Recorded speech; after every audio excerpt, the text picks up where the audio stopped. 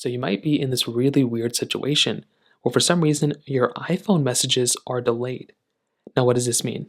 It basically means that whenever you go through and you use, your particular, account, whenever you're using your messages, you're sending messages to somebody, they're delayed either coming to you or, whatever being sent out.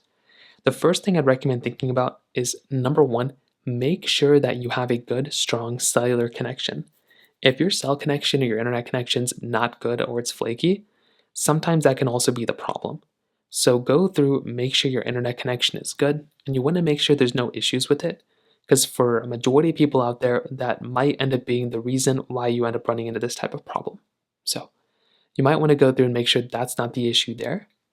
Now, on top of that, another thing you're going to want to do is you can try going through and restarting your phone. So if your cell connection is good, your Wi-Fi connection is good, and you're still running into some problems, try going through and try restarting your phone. So you can do this by holding the volume up button right here and the power button right here. So hold down both these buttons, and then all you're going to want to do is slide to power off your phone. So at this point, just go ahead and slide the power off, and then give it a few seconds, let your phone kind of turn back on, and you want to see if that ends up fixing the problem as well. And for a lot of people, that might end up doing it for you.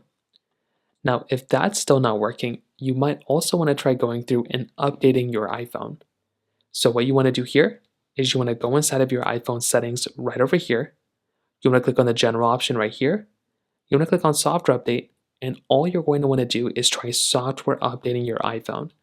This can be another thing you can try doing as well, and this might end up fixing it. But if it still doesn't fix it, you might want to contact your cell phone carrier and let them know that you're running into these types of issues, and they might end up being able to fix it on their side. So that pretty much covers it up there.